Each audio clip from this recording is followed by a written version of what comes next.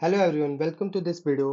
इसमें हम बात करने वाले हैं सेक्सुअल रिप्रोडक्शन के बारे में, जो आपका बायोलॉजी का chapter how do organism reproduce के अंदर है। ठीक है, जिसमें हमने लास्ट वीडियो में हमने असेक्सुअल रिप्रोडक्शन के बारे में बात कर ली है। अब हम सेक्सुअल रिप्रोडक्शन के बारे में बात करेंगे। ठीक है, यानी सिंपल सी बात है कि सेक्सुअल रिप्रोडक्शन में क्या नीड होती है कि कंबाइंड डीएनए होता है, जब दो डिफरेंट इंडिविजुअल्स मिलते हैं ड्यूरिंग रिप्रोडक्शन के थ्रू। ठीक है, रिप्रोडक्शन के टाइम पे तो हर जनरेशन का कॉम्बिनेशन होगा DNA coming from two pre existing individual, then each new generation will end up twice the amount of DNA. इसका मतलब मान लो कि हर किसी से, अगर मान लो कि एक इंडिविजुअल से डीएनए मिल रहा है, दूसरे इंडिविजुअल से मिलता है, डबल हो गया ना, डबल डीएनए हो गया। तो ऐसा नहीं होता है, एक्चुअली क्या होता है, हाफ मिलता है। कितना मिलता है? एक इंडिविजुअल से हाफ ऑफ डीएनए मिलता है उनका, और हाफ तब जाके क्या होता है, फुल डीएनए का बनेगा। और इस तरीके से डीएनए ट्रांसफर होता है। ठीक है, तब जैसे हमारी बॉडी क्या है, मोर कॉम्प्लेक्स है, तो स्पेशलाइजेशन ऑफ टिश्यू भी इंक्रीज कर जाएगा, सीधी सी बात है। तो अगर जब सीधी सी बात ये है, तो इसके लिए एक स्पेशलाइज ऑर्गन भी काम करेंगे। क्या करेंगे? स्पेशलाइज ऑर्गन काम करेंगे, जो कि half the number of chromosome and half the amount of DNA as compare to non reproductive body cells. ठीक है, यानी किसके को, जो देखो सारे तो ठीक है सिमिलर जाएंगे, बट जो रिप्रोडक्टिव जो सेल्स होते हैं ना, वो number of chromosome and half of the amount of DNA, वो क्या होगा, ट्रांसफर होगा। क्या होगा? ट्रांसफर होगा। इसी को सेल डिवीजन कहा जाता है, दैट इज मियोसिस। क्या कहा जाता है? मियोसिस। क्या कहा जाएगा? मियोसिस कहा जाएगा। अब इसमें क्या है कि जो क्रोमोसोम हाफ अमाउंट है ना, जब ये germ cells from two individuals combine during sexual reproduction के टाइम पे जब जर्म सेल कंबाइन करते हैं, तो एक नया इंडिविजुअल फॉर्म करते हैं। ठीक है, और ये कैसे होता है? री एस्टेब्लिशमेंट होता है नंबर ऑफ क्रोमोजोम का एंड डीएनए का। किसका? Number of chromosome and DNA का, न्यू जनरेशन के लिए। तो इस तरीके से काम करता है। सिंपल भाषा में समझो कि हाफ हाफ शेयर हो जाता है, तो डीएनए एंड क्रोमोजोम। उसके बाद फिर एक न्यू बॉडी आती है, जो सिमिलर बॉडी। और जैसे ह्यूमन बींग से क्या होगा, ह्यूमन बींग ही प्रोड्यूस होगा। जैसे हमारे यहाँ 46 होते हैं क्रोमोजोम्स होते हैं। ठीक है, 23rd शेयर होते हैं। फादर से आपको 23rd मिलेंगे, या मदर से आपको 23rd मिलेंगे। ठीक है, तो ये आपका 46 बन जाएगा, फिर आपका एक आइडेंटिकल बॉडी ह्यूमन बींग की आ जाएगी। ऐसे काम करता है। ठीक है, जाइगोट का मतलब होता है फर्टिलाइज्ड एग। क्या? Fertilised egg.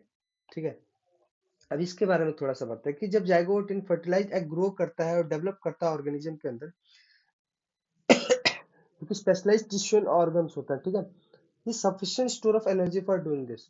क्या होता है, इनके पास सफिशिएंट एनर्जी होती है कि ये स्टोर कर सके।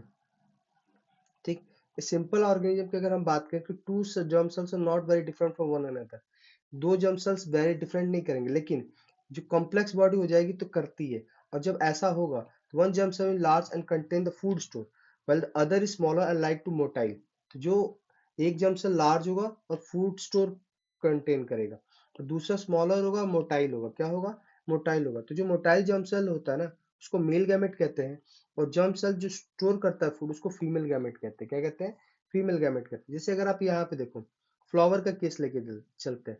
The reproductive part of angiosperms are located in the flower। देखो ये एंथर, फिलामेंट, स्टेमन के पार्ट है। ओवेरी, स्टाइल, स्टिग्मा, ये किसके पार्ट है? पिस्टिल के पार्ट है। ये आपका सेपल है, और ये आपका क्या है?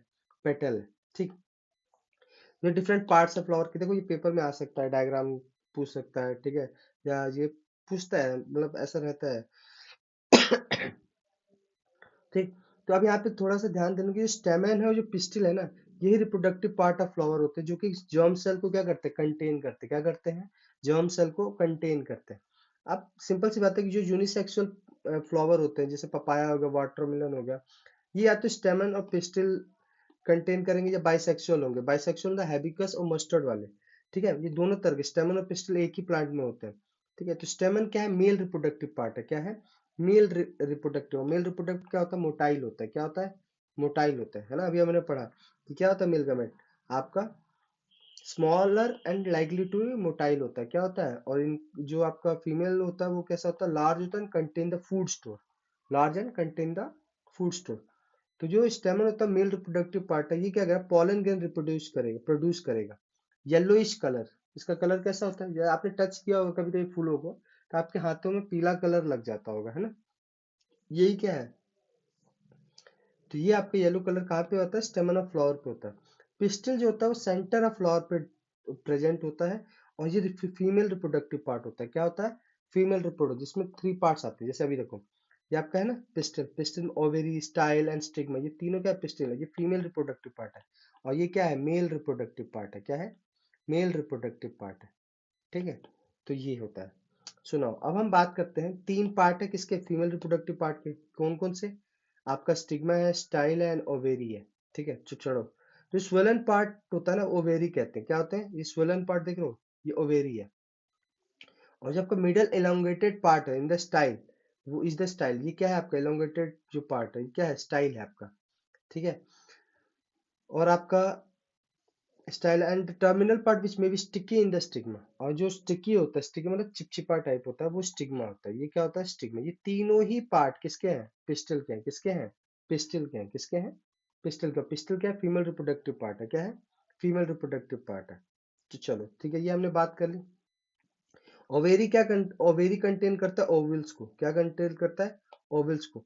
और ईच ओवल्स के अंदर एक्सेल होता है। क्या होता है, एक्सेल होता है। क्या होता है, एक्सेल होता है। जो मेल जर्म सेल्स होता है ना, जो पोलन ग्रीन मतलब येलो कलर का जिसके बारे में हम बात करते हैं, वो फीमेल गैमेट में जाएगा। ठीक है, तो जहां पे कहाँ पे जाएगा, ओवल के अंदर। और जो फ्यूजन होगा जर्म सेल्स का, ठीक है, तब वो क्या देंगे, जाइगोट देंगे। जाइगोट मतलब फर्टिलाइज्ड एग, फर्टिलाइज्ड एग देंगे हम, है ना। जिससे कि क्या होगा, न्यू प्लांट्स आएगा। सिंपल सी बात है कि जो आपका, जैसे यहाँ पे देखो, यहाँ से पोलन, ये आपका जो है ना, पोलन ग्रेन्स कहाँ जाएगा, यहाँ पे जाएगा, स्टिग्मा के पास जाएगा। ठीक है, और स्टिग्मा से होते होते कहाँ से, ओवेरी में जाएगा। ओवेरी में जाके क्या बनाएगा, जाइगोट बनाएगा। यानी जाइगोट करने का मतलब फर्टिलाइज्ड एग बनाएगा। और फर्टिलाइज्ड एग से फिर आपका न्यू प्लांट की कैपेबल हो जाए ग्रो करने के लिए। अब थोड़ा होता है कैसे, देखो ध्यान से। ये पोलन ग्रेन है ना, जो आपका कहाँ पे है, स्टेमन के ऊपर होता है। ठीक है, येलो कलर का टाइप मैं बता रहा हूँ आपको। ये आपका स्टिग्मा है। क्या है, स्टिग्मा है, फीमेल ऑर्गन। ये मेल जर्म्स पर। अब यहाँ पे क्या होगा, ये जाएगा, ठीक है, पोलन ट्यूब के थ्रू, ठीक, स्टाइल के थ्रू कहाँ पे जाएगा, ओवेरी के अंदर जाएगा। कहाँ पे जाएगा, ओवेरी के अंदर जाएगा। कहाँ पे जाएगा, ओवेरी के अंदर है। तो देखो, जब सेम प्लांट के अंदर ये हो रहा है, तो pollen is transfer from one flower to another. देखो, हाँ, तो उसको क्रॉस पॉलिनेशन कहते हैं। क्या कहते हैं, और जब यही चीज pollen occurs in the same flower, मान लो ये सेम फ्लावर के अंदर हो रहा है, तो ये क्या हो जाएगा, आपका सेल्फ पॉलिनेशन हो जाएगा। क्या हो जाएगा, सेल्फ पॉलिनेशन। और जब डिफरेंट प्लांट्स के थ्रू होते हैं, जैसे मान लो ये एक प्लांट्स हो गया जहाँ पे आपका क्या है, आपका फीमेल पार्ट है और फीमेल रिप्रोडक्टिव पार्ट है, और ये एक प्लांट हो गया जहाँ पे आपका क्या है, मेल रिप्रोडक्टिव पार्ट है। यहाँ से स्टिग्मा, यहाँ से स्टेमन से क्या जाएगा, वो पॉलन ग्रेन्स कहाँ जाएगा, फीमेल स्टिग्मा में जाएगा, है ना। वो कैसे जाएगा, तो वह विंड के थ्रू जाएगा, एयर के थ्रू जाएगा, वाटर के थ्रू जाएगा, इंसेक्ट्स के थ्रू जाएगा, है ना। बटरफ्लाई टाइप ये सब क्या करते हैं, इधर से उधर मूवमेंट करते हैं, तो अपने साथ पॉलन ग्रेन्स को मूव करा देते हैं। ठीक है, तो इसी ये क्रॉस पॉलिनेशन कराने में ये हेल्प करते हैं। ठीक है, तो जो पॉलन ग्लैंड जब सूटेबल स्टिग्मा के अंदर चला जाएगा, तो फीमेल जर्म सेल्स के साथ मिल जाएगा, जो कि ओवेरी में होता है। और T grow out of the pollen grains and travel to the style to reach the ovary। ठीक है, जो बताया कि क्या है, स्टाइल के थ्रू ओवेरी के पास लेके जाता है। अब देखो, जैसे फर्टिलाइजेशन होगा तो जाइगोट क्या होगा, जाइगोट बनेगा। जाइगोट डिवाइड हो जाएगा सेवरल टाइम्स, और क्या बनाएगा, एम्ब्रॉय बना लेगा। क्या बनाएगा, एम्ब्रॉय बना लेगा। क्या बना लेगा, एम्ब्रॉय। ये सब ओवल के अंदर ही हो रहा है। कहाँ पे हो रहा है, ओवल के अंदर। और फिर ओवल डेवलप करेगा टफ कोट, एक टफ कोट बनाएगा, जो कि इसको कन्वर्ट कर देगा किसमें, सीड में, है ना। और फिर जब ओवेरी रैपिडली ग्रो करते जाएगा, तो रेपन पकने लगेगा, और फिर क्या बन जाएगा, फ्रूट बन जाएगा। क्या बन जाएगा, फ्रूट बन जाएगा, है ना। मतलब सिंपल से सोचो, जब दोनों मिल रहा है ओवेरी के अंदर, तो जाइगोट बन रहा है। जाइगोट बनने के बाद क्या बन रहा है, एम्ब्रॉय बन रहा है। क्या बन रहा है, एम्ब्रॉय बन रहा है। एम्ब्रॉय बनने के बाद क्या बन रहा है, सीड बन रहा है। सीड बनने के बाद क्या बन रहा है, आपका फ्रूट बन रहा है। तो ये एक पूरा स्टेप होता है। ओवेरी से कहा जाइगोट बना, ओवेरी में दोनों फीमेल और मेल रिप्रोडक्टिव पार्ट मिले। ठीक है, फिर जाइगोट बना, जाइगोट से एम्ब्रॉय बना, एम्ब्रॉय से क्या होगा, सीड बना, सीड से क्या बना, फ्रूट बना। तो इस तरीके से आपका ग्रो करता है, मतलब इस तरीके से एक नया प्लांट ग्रो करता है। ठीक है, petal sepal स्टेमन style and stigma में स्ट्रेवल एंड फॉल ऑफ, क्या हो जाता है, फॉल ऑफ हो जाता है उस टाइम पे। ठीक, तो आप ये देख रहे हो कि seed contain the future plant, जो सीड होता है वो क्या कंटेन करता है, फ्यूचर प्लांट को, या एम्ब्रॉय which develop into seedling under appropriate condition. और इसी को क्या कहते हैं, जब इसको हम एप्रोप्रिएट कंडीशन में जब सीडिंग कर देते हैं, ठीक है, तो उसी को जर्मिनेशन कहा जाता है। क्या कहा जाता है? जर्मिनेशन। देखो ये आपका है, ये कोटिलेडन है, ठीक है। प्लूमूल, फ्यूचर शॉट जो कि आगे की तरफ ऊपर की तरफ जाएगा, है ना।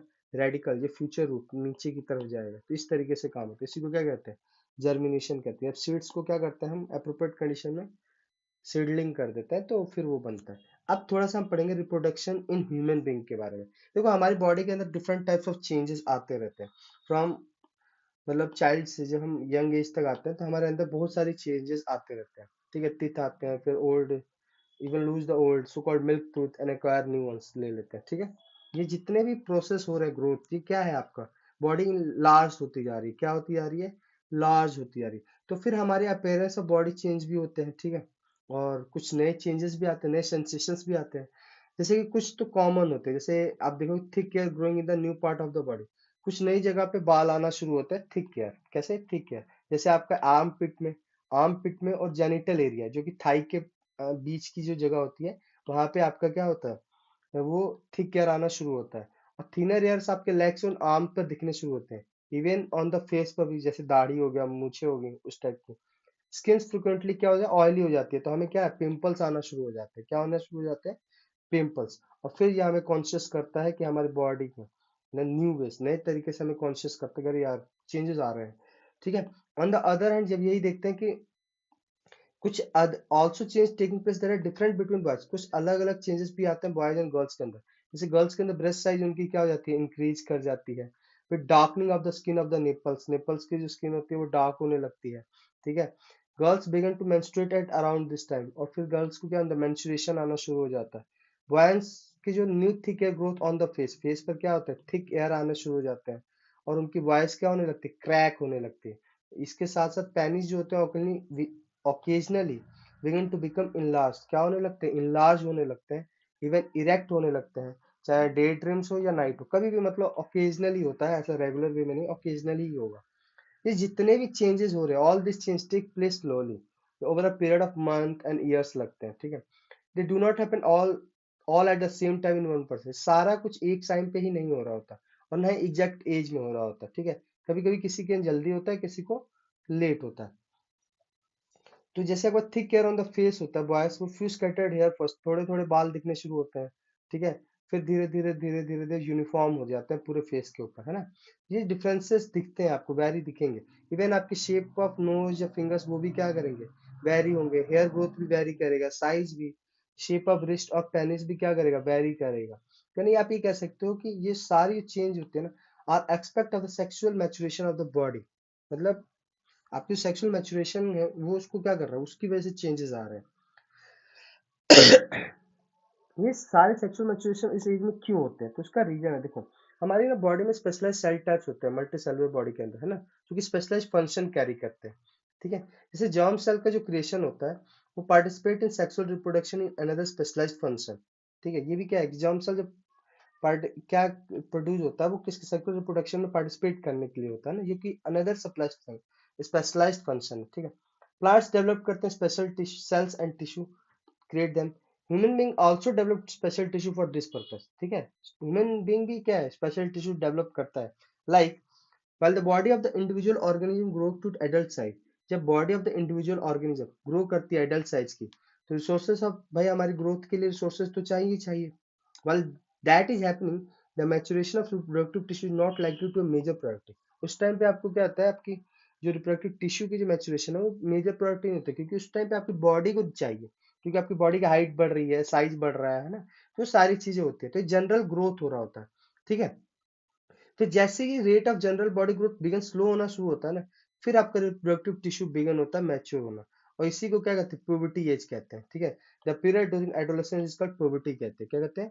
प्यूबर्टी कहते हैं, ठीक। जितने भी आपने ये चेंजेस देखे, तो ये आपको क्या बताता है कि all that change we have talk about link to reproductive process, ये सारे किससे लिंक है? रिप्रोडक्टिव प्रोसेस है। तो sexual mode of reproduction means that germ cell from two individual have to join together. क्या होगा सेक्सुअल मोड ऑफ रिप्रोडक्शन? जब दोनों दो इंडिविजुअल्स के जर्म सेल मिलते हैं, तो उसको क्या कहते हैं? सेक्सुअल मोड ऑफ रिप्रोडक्शन कहते हैं। ये किस तरीके से होता है? happen the external release of germ cell from the body of the individual. This can happen by the external release of germ cell from the body of the individual as happening, जैसे flowering plant में हो रहा था, germ cell reproduce हो रहे हैं, germ cell transfer होते हैं, सेम यहाँ पे भी वैसा ही होता है। इसमें क्या होता है कि आपका two individual joining their body together, जब दो इंडिविजुअल ज्वाइन करते हैं बॉडी को, इंटरनल ट्रांसफर होता है जर्म सेल्स फॉर फ्यूजन, ठीक है। ये बहुत सारे एनिमल्स में भी होता है, और जो एनिमल्स इसमें पार्टिसिपेट करते हैं उसको मेटिंग कहते हैं। क्या कहते हैं? मेटिंग कहते हैं, ठीक है। The state of sexual maturity must be identified by other individuals, ठीक है। जो मैनी चेंजेस ड्यूरिंग पुबर्टी आ रहे हो तो कैसा होता है, न्यू ईयर ग्रोथ पैटर्न्स होता है, जिससे हमें पता चलता है कि सेक्सुअल मैच्योरेशन आ रही है, ठीक।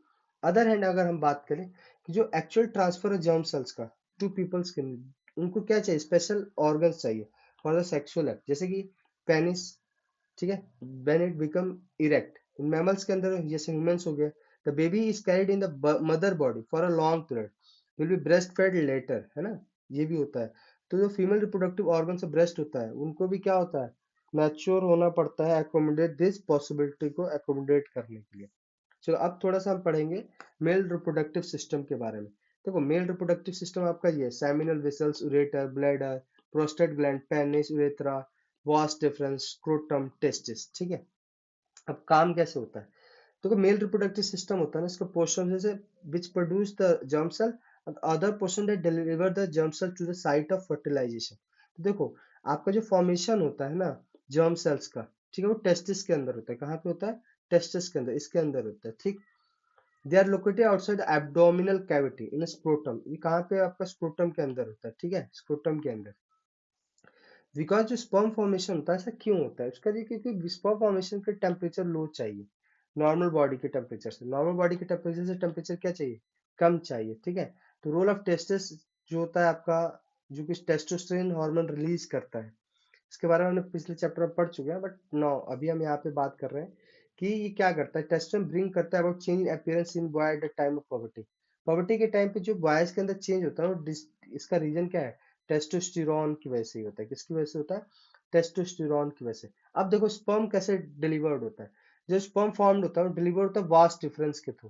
देखो वास्ट डिफरेंस, ये देख रहे हो वास्ट डिफरेंस, ठीक है, इसके through which unite with tube coming from the urinary bladder। देखो ये आपका यूरिनरी ब्लैडर है, ठीक है, यहाँ से, और ये आपका ये क्या कर रहा है, मीट कर जा रहा है ना, दोनों एक जगह पे मीट कर जा रहे हैं, ठीक। द यूरेथ्रा दस फॉर्म से कौन पैसेज का बोथ द स्पर्म है दोनों। अब ये क्या है, यहाँ से स्पर्म भी रिलीज होगा और यूरिन भी रिलीज होगा, क्या, स्पर्म भी रिलीज होगा एंड यूरिन भी रिलीज होगा। along the path of the vas difference, gland like prostate and the seminal vesicles add the secretions to the sperms or non fluid which make their transport easy and this fluid also provide nutrition। अब होता क्या है कि जो आपके prostate है और seminal vessels है, ठीक है, प्रोस्टेट ग्लैंड है और सेमिनल वेसल्स ग्लैंड है, ये क्या लिक्विडिटी दे देते हैं, जिसकी फ्लूइडिटी इजी हो जाती है, किसकी, आपकी स्पर्म की फ्लूइडिटी क्या हो जाती है, इंक्रीज हो जाती है ना, जिससे कि क्या है, ये this fluids also provide nutrition, ये सारे फ्लूइड्स जो आपका यहाँ से प्रोस्टेट ग्लैंड और सेमिनल वेसल्स जो रिलीज करते हैं वो न्यूट्रिशन भी देते हैं, ठीक। The sperms are tiny body that consist of mainly genetic material। ये किसका बना होता है, जेनेटिक मटेरियल्स होता है, एंड लॉन्ग टेल होता है, जिससे कि क्या होता है, helps them to move towards the form female germ cell, क्योंकि किसका मूवमेंट, जर्म सेल की तरफ मूवमेंट करने में ये हेल्प करता है, क्योंकि इसके पीछे क्या होती है, पूंछ होती है, लॉन्ग टेल होती है। आप पढ़ेंगे फीमेल रिप्रोडक्टिव सिस्टम के बारे में। देखो ये ओविडक्ट और फैलोपियन ट्यूब है, ये आपका ओवेरी है, ये आपका यूट्रस है, ये कर्विक्स है एंड ये वेजाइना है, ठीक है। Form cells are egg made in the ovaries, कहाँ पे बनता है, ओवेरीज के अंदर बनता है, ठीक है, ये हम पढ़ेंगे अभी। देखो यहाँ पर जब व्हेन ए गर्ल वॉन्स, जब भी गर्ल वॉर्न होगी ना, तो ओवेरीज उसके ऑलरेडी थाउजेंड इमेच्योर एग्स उसके पास होते हैं, ठीक है, जैसे गर्ल्स बॉर्न होती है उसके ओवेरीज में, जब वो पॉवर्टी में पहुंचती है तो वो मैच्योरिंग होना स्टार्ट हो जाती है, ये सारे एग्स क्या होने लगेंगे, मैच्योरिंग होना स्टार्ट होंगे, और हर एक एग हर मंथ में रिलीज होगा ओवेरीज के थ्रू, ठीक है। और जो एग कैरी करेगा ना, वो carried from the ovary to womb, womb मतलब जहाँ पे पेट, मतलब बच्चा जहाँ पे कैरी होता है, ठीक है। तो वो किसके थ्रू होता है, ओविडक्ट और फैलोपियन ट्यूब के थ्रू, किसके थ्रू, ओविडक्ट या फैलोपियन ट्यूब के थ्रू जाता है। These two oviduct unit into elastic bag-like structure known as uterus। ये क्या बनाते हैं, ये क्या बनाते हैं, यूट्रस बनाते हैं, क्या बनाते हैं, यूट्रस बनाते हैं, क्या बनाते हैं, यूट्रस बनाते हैं। This uterus open into the vagina through the cervix। ये वजाइना में कैसे खुलता है, cervix के थ्रू खुलता है, किसके थ्रू, cervix के थ्रू खुलता है। अब होता क्या है कि जब sperms inter through vaginal passage during sexual intercourse, जब सेक्सुअल इंटरकोर्स हो रहा होता है तो उसमें वेजाइनल पैसेज के थ्रू स्पर्म जब एंटर करता है, ठीक है, वेजाइनल पैसेज के थ्रू क्या करेगा, स्पर्म एंटर करेगा, स्पर्म एंटर करेगा, ठीक। तो दे ट्रेवल अपवर्ड, ये ऊपर की तरफ जाएगा, reach the oviduct when there में इनकाउंटर दैट, जहां पे कहाँ पे ओविडक्ट से जाके मिलेगा, कहाँ पे जाएगा, ओविडक्ट के पास जाएगा, ठीक है, ओविडक्ट के पास, ठीक। और फिर क्या बनाएंगे, फर्टिलाइज्ड एग बनाएंगे जिसको जाइगोट कहा जाता है, और ये क्या करेगा, एम्ब्रॉय के रूप में डिवाइड होना शुरू होगा, एम्ब्रॉय फॉर्म करेगा। एम्ब्रॉय इम्प्लांटेड कहाँ होगा, लाइनिंग ऑफ द यूट्रस पे, ठीक है, जो कि कंटिन्यू ग्रो करता जाएगा, और फिर क्या बनाएगा, फोइटस बनाएगा, क्या बनाएगा, फोइटस बनाएगा, ठीक है। यूट्रस प्रिपेयर करता है हर मंथ अपने आप को, receive and nurture the growing एम्ब्रॉय, एम्ब्रॉय को ग्रो करने के लिए, रिसीव और नर्चर करने के लिए यूट्रस अपने आप को रेडी रखता है।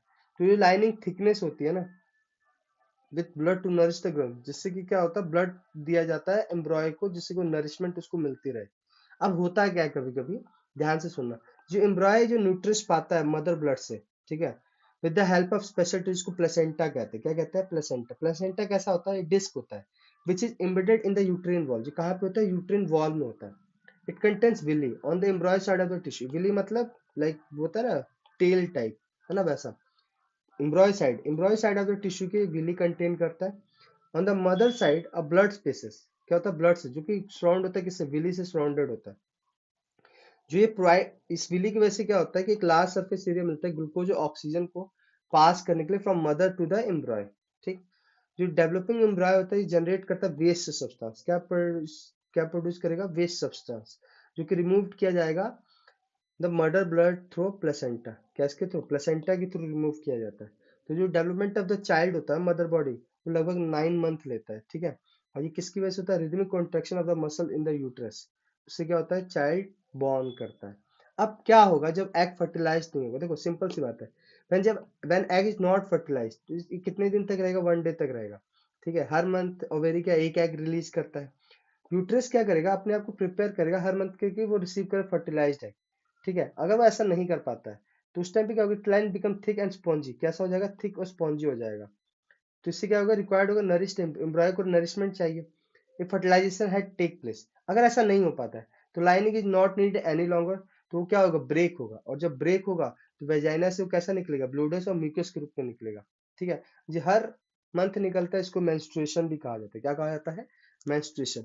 ये कितना दिन लगता है, लगभग 2 से 8 दिन लग जाते हैं, ठीक है।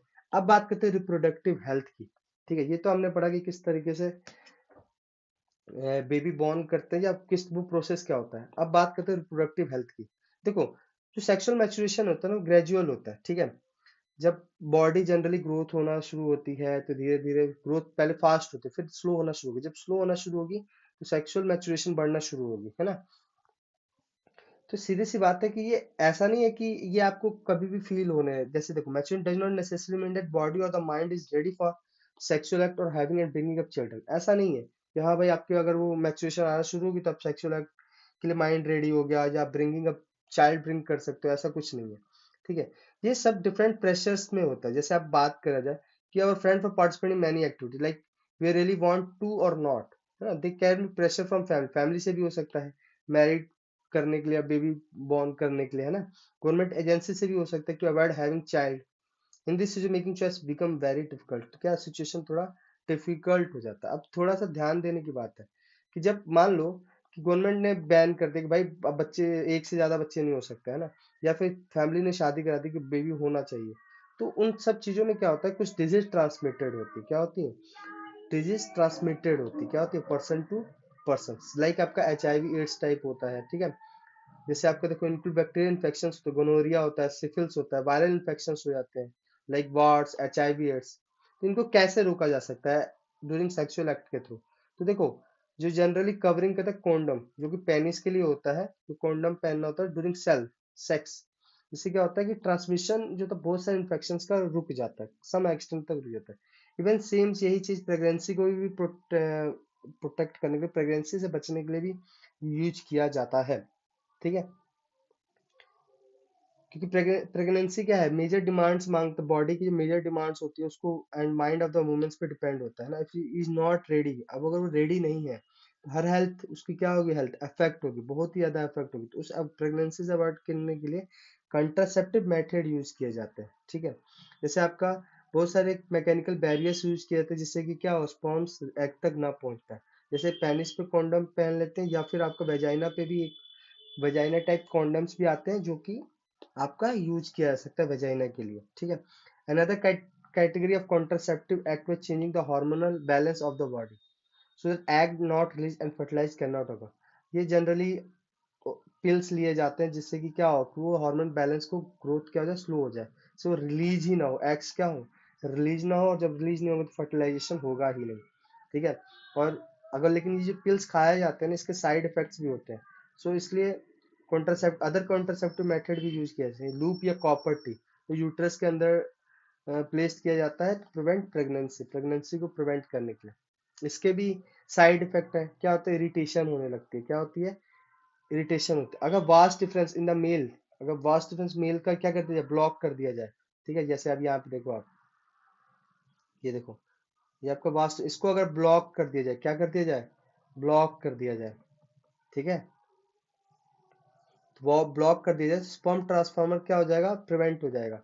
अगर फीमेल फीमेल के अंदर फेलोपियन ट्यूब्स को ब्लॉक कर दिया जाए, तो एग जो होंगे वो यूट्रस तक पहुंच ही नहीं पाएंगे, तो दोनों ही तरीके से फर्टिलाइजेशन हो ही नहीं पाएगा, है ना।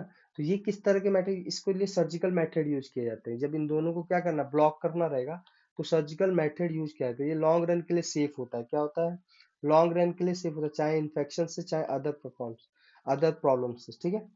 सर्जरी जो होता है वो use for remove unwanted pregnancy से भी बचने के लिए सर्जरी यूज किया जाता है, लेकिन ये मिसयूज जनरली किया जाता है पीपल के द्वारा, जो कि पर्टिकुलर चाइल्ड, जो एक पर्टिकुलर चाइल्ड नहीं चाहते हैं, या वो इलीगल सेक्स के कारण उनका वो रीजन होता है ना, फोइटस हो जाता है तो उसको ब्रेक करना चाहते हैं, तो वो भी क्या होता है, अनवांटेड प्रेगनेंसी के लिए वो करते हैं। फॉर अ हेल्थी सोसाइटी, तो फीमेल सेक्स रेशियो क्या होना चाहिए, मेंटेन होना चाहिए, है ना। फीमेल फोर्टिसाइड अगर बढ़ेगा, चाइल्ड सेक्स रेशियो क्या होगा, डिक्लाइन होगा, और जो डिक्लाइन होगा तो फिर इसी डिक्लाइन को रोकने के लिए क्या है, प्रीनेटल सेक्स डिस्क्रिमिनेशन है प्रोहिबिटेड बाय लॉ, यानी पहले ही आप सेक्स डिटरमाइन नहीं कर सकते, ठीक है, तो उसके लिए लॉ ने प्रोहिबिट कर दिया है। तो रिप्रोडक्शन क्या है, एक प्रोसेस है जिसके थ्रू ऑर्गेनिज्म इंक्रीज करता है देयर पॉपुलेशन, बर्थ रेट और डेथ रेट क्या है, डिटरमाइन करता है साइज को। साइज ऑफ द पॉपुलेशन जो होती है वो कंसर्न, बहुत सारे लोगों के लिए कंसर्न है, बिकॉज जैसे जैसे पॉपुलेशन बढ़ेगी तो हाँ improve every body standard of जो लिविंग होगी वो भी क्या होती, मुश्किल होती जाएगी, है ना।